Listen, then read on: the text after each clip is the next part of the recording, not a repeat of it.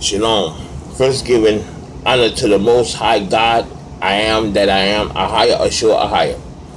Beloved, this is Brother Kenneth Collins coming to you with the second part of Genesis. What happened between the serpent, which is Satan, the woman, which is Eve, and the man Adam. Okay. If I say something that you don't agree to, you don't believe in, then this gospel is not for you. Not to try to down anybody or nothing like that, or it's just, if it goes over your head, then and you don't understand, you can get in touch with me. You could block me or whatever, and I could explain to you if that's what you want. But again, you guys got to realize this type of knowledge is not for everyone. Okay, some people want to know, some people don't want to know. And that's fine. In time, you'll get the knowledge that you need. But as of right now, some people are saying, "Hey, brother, you left us hanging. What about the tree?"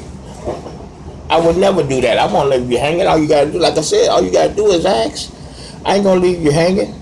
And I'm not teaching you against your pastor or your deacons and your mothers in the church. Listen, I'm just putting out knowledge here. You gotta realize, just because you have a leader of the church doesn't mean that he's on the level what somebody else is. Some of these pastors know these things, and they, for whatever reason, they don't teach it, and some of them don't. Some of them know, and some of them don't. See, I don't want to. I'm not going to put my mouth on nobody. Some of the pastors and priests and whoever they is in religion or the gospel, they know these things, and some of them don't. Like I say, some people want to know, and some don't. And a lot of preachers and pastors and stuff don't teach this stuff because I don't know why they don't teach it. They got their reasons, but I'm not going against what they teach. If that's what they teach, I'm just showing you what I know. Okay, now let's to make a long story short, let's go into this tree, because on my last video I told you about the serpent and who the serpent really is, and it's coming back to me that people are getting misunderstood about, okay, what about the tree? Okay, so I'm going to show you about the tree. Okay, now remember, I said that the Lord uses metaphors, which the Bible called parables. Okay, when I say metaphor, it's the same thing as a parable. Okay, so let's go with it. Explaining the tree. Now remember, this is a metaphor, okay? The tree is the same thing as the serpent. See, the Bible has been tampered with and twisted around and misconstrued so you won't understand it, and it's been done for a reason. Okay, so let's just jump into this tree. Okay, let's jump into it. This will be Genesis chapter 2 and verse 16. And the Lord God commanded the man, saying, of every tree of the garden thou mayest freely eat, but of the tree of knowledge, that's a key point, the tree of knowledge of good and evil, thou shalt not eat of it, for in the day that thou dost eat of it, thou shalt surely die. Okay. So now this tree is the same thing as the serpent. This is what I want you to understand. So now I'm gonna go back over to the book of Ezekiel to show you about this tree in the garden. See, it's a metaphor to explain the same thing. But see, it's been put like this for a reason, to confuse to confuse you, and the Lord allowed it. Okay, he allowed the confusion. I can't get into that right now, but he allowed it. We'll get into why he allowed things at another date. But he allowed this. Okay. Now this is Ezekiel 31, and I'm gonna start at verse 1. And it came to pass in the 11th year, in the 3rd month, in the first day of the month, that the word of the Lord came unto me, saying, Son of man, speak unto Pharaoh, king of Egypt, and to his multitude, who art thou like in thy greatness. Excuse me. Behold, the Assyrian was a cedar in Lebanon, with fair branches. Here we go with this tree. Fair branches. And a showering shroud. A showering shroud of a high stature, and his top was among the thick boughs. The waters made him great. The deep set him up on high, with her rivers running round about his plants, and set out her little rivers unto all the trees of the field. Therefore his height was exalted among all the trees. See what it's saying? It didn't say its height, it said his height. His height was exalted above all the trees of the field, and his boughs were multiplied. Okay, that's insides. And his branches became long because of the multitude of waters when he shot forth. See what it's saying? It's saying he, not it. All the fowls of heaven made their nest in his boughs, and under his branches did all the beasts of the field bring forth their young.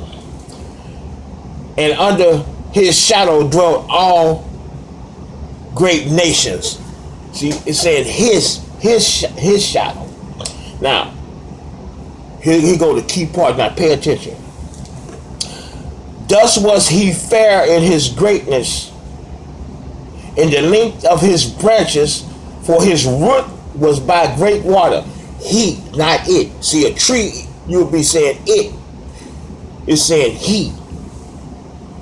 The cedars in the garden of God, which is the Garden of Eden, could not hide him. The fir trees were not like his boughs. That's insides. The trees in the garden didn't have insides like him. The chestnut trees were not like his branches. See, we talking about that tree in the garden. But it's saying his. Remember when I told you in the last video that he was in the form of a man? Okay, this is just metaphor, is explaining how he looked and what happened when he was in heaven. See, let me finish this. Nor any tree in the garden of God was like unto him in his beauty. I have made him fair by the multitude of his branches, so that all the trees of Eden, which is the Garden of Eden, that were in the garden of God envied him. Okay. This is talking about that tree in the garden. Okay, but if you're going to explain something like the Bible explained it, and if it was a physical tree, it would say it. It said him. See, it's a metaphor. It's a metaphor. The tree and the serpent is the same thing. That's what it is. It's the same thing. It's not no difference in the tree and the serpent. That's what the writer was inspired to put it that way, to confuse you. Okay? Like I said, if you're not following me, then this gospel is not for you. This is over your head. This is knowledge that you're not prepared to receive. Okay? So the serpent and the tree is the same thing. It's just a metaphor explaining it in a different way.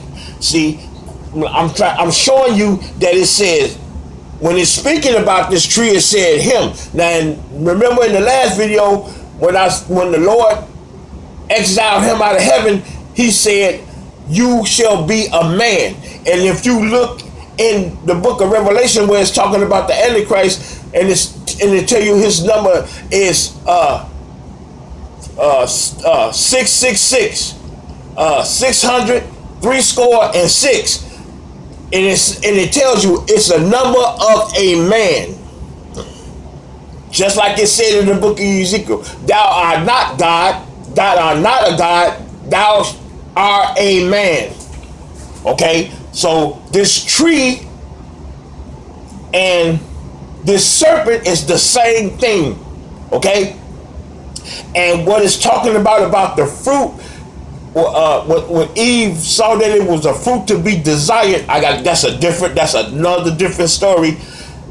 To make one wise, it's talking about his knowledge. Remember on the last video I read, he said, thou art wiser than Daniel.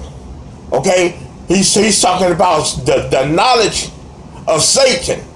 He was a covering cherubim, an angel in heaven that was supposed to protect the mercy seat, but he wanted to sit in that seat. Remember I read it, he said, I sit in the seat of God. He was a covering cherubim, and the God said, I'm gonna exile you and destroy you from the midst of the stones of fire. Those are the angels. But he took a third of the angels with him when he was cast to the ground in the Garden of Eden. Okay, I won't leave you hanging. It's some other things that I gotta explain about this, and okay, I'm gonna go the next video because y'all pulling me away from my music, which I don't mind because I love you. We're gonna go into what happened between him and the woman. See, they got it's all screwed, got you totally confused on what the truth is, and I'm gonna give you the truth. So right now, know that the tree and the serpent are the same thing. Shalom.